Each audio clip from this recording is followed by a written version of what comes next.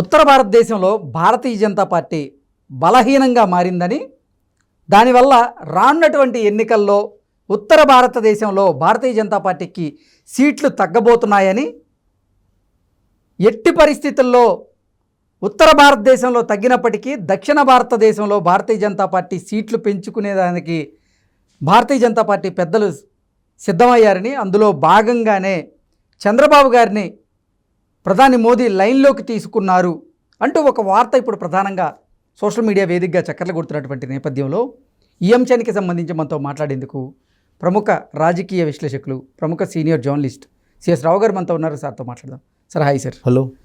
ఉత్తర భారతదేశంలో భారతీయ జనతా పార్టీకి సీట్లు తగ్గబోతున్నాయి అని భారతీయ జనతా పార్టీ పెద్దలు భావించారని, అందుకే ఆ సీట్లను పెంచుకునేందుకు దక్షిణ భారతదేశం వైపు మీద భారతీయ జనతా పార్టీ పెద్దలు కన్నేశారని, దక్షిణ భారతదేశంలో సీట్లు పెంచుకోవాలి అంటే చంద్రబాబు గారి సహాయ సహకారాలు ఉండాలని గ్రహించి చంద్రబాబు గారిని ప్రధాని మోదీ లైన్లోకి తీసుకున్నారు అంటూ ఒక వార్త ప్రధానంగా ఇప్పుడు సోషల్ మీడియా వేదికగా చక్కర్లు కొడుతూ ఉంది. ఏంటి సార్, దాని మీద మీ విశ్లేషణ ఏంటి? సో చంద్రబాబు నాయుడికి బీజేపీ ఢిల్లీ పెద్దలు ప్రాధాన్యత ఇస్తున్నారా లేదా అనేది కనుక మనం చూస్తే కనుక తాజాగా జరిగినటువంటి పరిణామం మనం గుర్తు చేసుకోవచ్చు. కొల్లి రఘురామరెడ్డి సిట్ సంబంధించినటువంటి పోలీస్ ఆఫీసరు ప్లస్ జగన్మోహన్ రెడ్డికి రైట్ హ్యాండ్. ఆయన్ని అసోంకి బదిలీ చేశారు. అది చిన్న విషయం కాదు. ఇటీవల కాలంలో 6 ఐపీఎస్లు 3 ఐఏఎస్లని వాళ్ళు ఎన్నికల నుంచి బదిలీ చేశారు, వాళ్ళని పక్కన పెట్టారు. సో ఈ క్రమంలో కూటమిలో ఉన్నటువంటి లేదా ఎన్డీఏలో భాగస్వామిగా ఉన్నటువంటి చంద్రబాబు నాయుడికి నరేంద్ర మోడీ కానీ అమిత్ షా కానీ ప్రాధాన్యత ఇస్తున్నారా లేదా అనేటువంటి ఒక చర్చ గత కొంతకాలంగా జరుగుతున్న దానికి దాదాపుగా ఫుల్ స్టాప్ పడుతుందేమో అనిపిస్తుంది. కారణం ఏంటంటే చంద్రబాబు నాయుడికి ప్రాధాన్యత ఇవ్వట్లేదు. చంద్రబాబు నాయుడే పోయి కాళ్ళ ఎళ్ళబడితే భాగస్వామ్యం చేసుకున్నారు ఎన్డీఏలో అని చెప్పి వైఎస్ఆర్ కాంగ్రెస్ పార్టీ చేసినటువంటి బలమైనటువంటి ప్రచారం. దానికి మరింత బలం చేకూరేలా పవన్ కళ్యాణ్ చేసినటువంటి కామెంట్లు కూడా ఉన్నాయి. పవన్ కళ్యాణ్ ఏం చేశారు? నేను కాళ్ళాయల్లబడి నేను పొత్తుకి ఒప్పించగలిగాను బీజేపీని అని చెప్పాడు. కానీ ఇప్పుడు సీన్ చూస్తుంటే ఎవరు దగ్గరికి వెళ్ళారు అనే దాని మీద మనకు క్లారిటీ వస్తుంది. ఆ మధ్యకాలంలో వైఎస్ఆర్ కాంగ్రెస్ పార్టీ వాళ్ళు ఏం చెప్పారు? అమిత్ షా ఏదో చెప్పారు, అమిత్ షా మా దగ్గరికి వచ్చాడు, ఎవరు చంద్రబాబు నాయుడు, అందుకే మేము చేర్చుకున్నాం అని చెప్పినట్టుగా వాళ్ళు ఫోకస్ చేశారు. కానీ ఆయన చెప్పింది ఏంటి? ఎన్డీఏలో భాగస్వామి చంద్రబాబు నాయుడు, మధ్యలో ఆయా రాష్ట్రాల్లో ఉండేటువంటి పరిస్థితులు చూస్తే కొన్ని పార్టీలు ఎన్డీఏ నుంచి వెళ్ళిపోయాయి, మళ్ళా వచ్చేటువంటి పార్టీలు మేము తీసుకుంటాం, ఎన్డీఏని విస్తృతపరుస్తాం, మరింత బలపరుస్తాం ఎన్డీఏని అని చెప్పి ఆయన చెప్పారు. సో చంద్రబాబు నాయుడుని ఆహ్వానిస్తున్నాం, మేము ఆహ్వానించామని చెప్పి ఆయన ఇండైరెక్ట్గా చెప్పారు.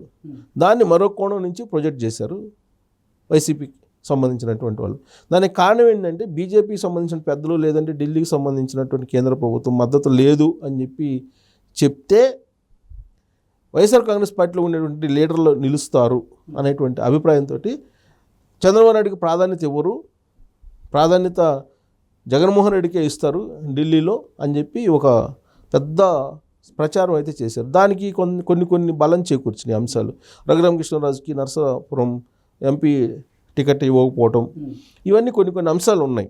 తర్వాత చిలుకలపేటలో జరిగినటువంటి సభ ఉంది కదా, ఆ సభలో నరేంద్ర మోడీ సింగిల్ అంటే ఏకవచనంతో చంద్రబాబు నాయుడిని పవన్ కళ్యాణ్ని సంబోధించారని ఇవన్నీ కూడా ఉన్నాయి. తర్వాత ఆ సభ జరిగిన తర్వాత యాక్షన్ తీసుకోలేదు పోలీసుల మీద అనేది. యాక్షన్ తీసుకున్నారు, కాదు డిలే అయింది. సో అక్కడ సమన్వయ లోపం కనిపించింది, వాళ్ళ మధ్య అయిష్టమైనటువంటి కూటమి అది అని చెప్పి రకరకాల పుకార్లు పుట్టించారు వైఎస్ఆర్ కాంగ్రెస్ పార్టీకి సంబంధించిన. సహజంగా ప్రత్యర్థి పార్టీలు అలానే పుట్టిస్తాయి. ఓకే. కానీ తాజాగా జరిగినటువంటి పరిణామాలు కనుక చూస్తే కొల్లి రఘురామరెడ్డిని ఒక పెద్ద రైట్ హ్యాండ్ జగన్మోహన్ రెడ్డికి, ఆయన ఏం చెప్తే దానికంటే మిన్నగా సాటిస్ఫై చేసే పోలీస్ ఆఫీసర్ ఆయన. జగన్మోహన్ రెడ్డి కళ్ళలో ఆనందం చూడటానికి పోలీసు విధులను కూడా త్యాగం చేసేటువంటి అపర త్యాగమూర్తి కొల్లి రఘురామరెడ్డి. అలాంటి పోలీస్ ఆఫీసర్ని బదిలీ చేయడం అనేది జగన్మోహన్ రెడ్డికి కొంత ఎఫెక్టే కదా, డెఫినెట్గా అది పెద్ద దెబ్బే కదా. ప్లస్ 6 ఐపీఎస్లు 3 ఐఏఎస్లని 4 రోజుల క్రితమే కదా బదిలీ చేసింది, ఇప్పుడు ఈయన్ని బదిలీ చేశారు కదా. సో ఇవన్నీ చూస్తే చంద్రబాబు నాయుడికి ప్రాధాన్యత ఇస్తున్నట్టా లేదా నరేంద్ర మోడీ కానీ అమిత్ షా కానీ అంటే డెఫినెట్గా ప్రాధాన్యత ఇస్తున్నారు. త్వరలో డీజీపీ అలాగే చీఫ్ సెక్రటరీ కూడా మారేటువంటి అవకాశం ఉందని చెప్పి బలమైనటువంటి సంకేతాలు ఉన్నాయి. ఒకవేళ ఆ విధంగా మార్చకపోతే నష్టపోయేది బీజేపీయే. తెలుగుదేశం పార్టీకి వచ్చిన నష్టం ఏమీ ఉండదు.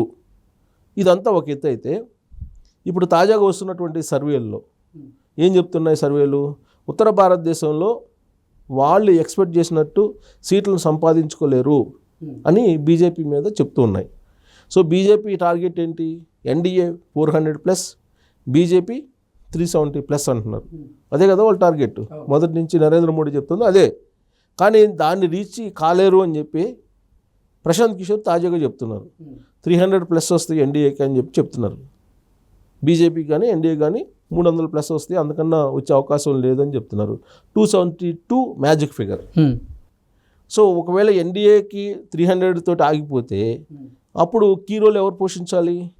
ప్రాంతీయ పార్టీలు, భాగస్వామ్య పార్టీలు ఏదైతే ఉన్నాయో భాగస్వామ్యంగా ఉన్నటువంటి పార్టీలు అవి పోషిస్తాయి.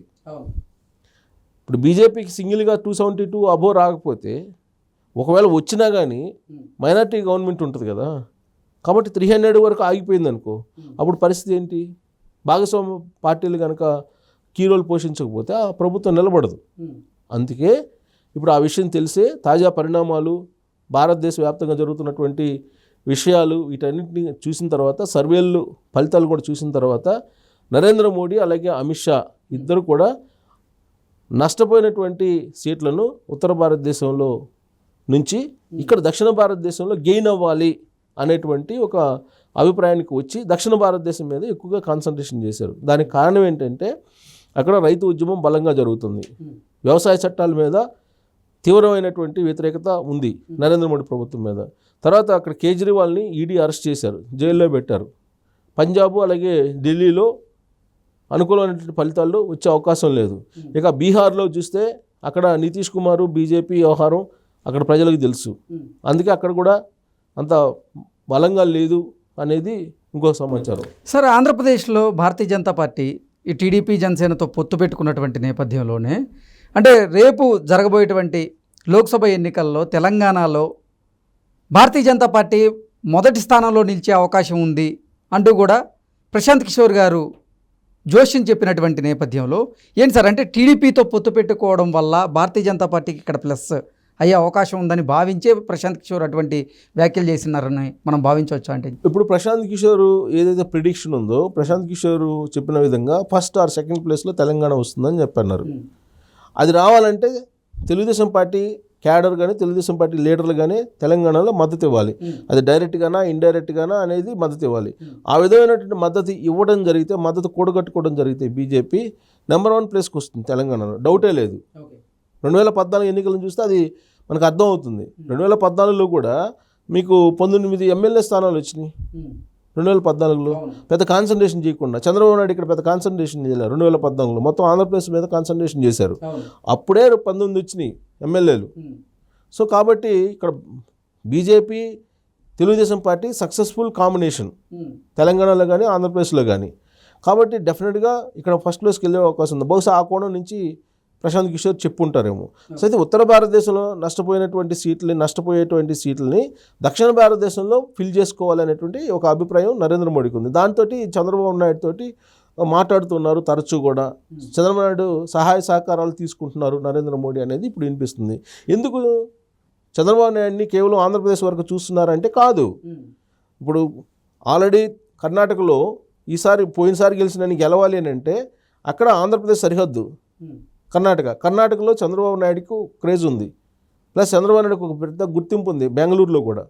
సో అందుకని చెప్పేసి అక్కడ సహాయ సహకారాలను తీసుకుంటారు కర్ణాటకలో కూడా. ఆ తర్వాత తమిళనాడు సరిహద్దు రాష్ట్రం, అక్కడ తీసుకుంటారు. తెలంగాణ తీసుకుంటారు. సో దాదాపు 4-5 రాష్ట్రాల్లో చంద్రబాబు నాయుడు యొక్క ప్రభావం ఉంది. అందుకే చంద్రబాబు నాయుడిని ఉపయోగించుకుని దక్షిణ భారతదేశంలో ఉత్తర భారతదేశంలో జరిగిన నష్టాన్ని భర్తీ చేసుకోవాలి అనేటువంటి ప్రయత్నం నరేంద్ర మోడీ చేస్తూ ఉన్నారు. అందుకే చంద్రబాబు నాయుడుతో టచ్లో ఉన్నారు నరేంద్ర మోడీ. దాంట్లో భాగంగానే ఇప్పుడు జరుగుతున్నటువంటి పరిణామాలన్నీ రాబోయేటువంటి రోజుల్లో జగన్మోహన్ రెడ్డి ఊహించినటువంటి విధంగా కొన్ని పరిణామాలు ఉండేటువంటి అవకాశం ఉందని చెప్పి ఢిల్లీ నుంచి వినిపిస్తున్నటువంటి ఒక సమాచారం. సో అవి గనక జరిగితే జగన్మోహన్ రెడ్డి ఎన్నికల ముందే తట్టాబుట్ట సర్దుకొని కాడి కింద పడేసే అవకాశం ఉంది అనేది కూడా ఇప్పుడు పొలిటికల్ వర్గాల్లో, ప్రత్యేకించి ఢిల్లీ వర్గాల్లో వినిపిస్తుంది. సో 6 స్థానాలు గెలవాలని అంటే బీజేపీ ఆంధ్రప్రదేశ్లో భాగస్వామ్య పక్షంగా పోటీ చేస్తున్న 6 స్థానాల్లో గెలవాలంటే 100% చంద్రబాబు నాయుడు ఏది చెప్తారో అది చేస్తే తప్ప సాధ్యం కాదు. కాబట్టి అది చేయడానికి సిద్ధపడుతున్నారు ఢిల్లీ బీజేపీ వాళ్ళు. దానికి కారణం ఏంటంటే నార్త్లో బలహీనపడటమే బీజేపీ అనేది ఇప్పుడు తాజాగా సర్వేలు చెప్తూ ఉన్నాయి.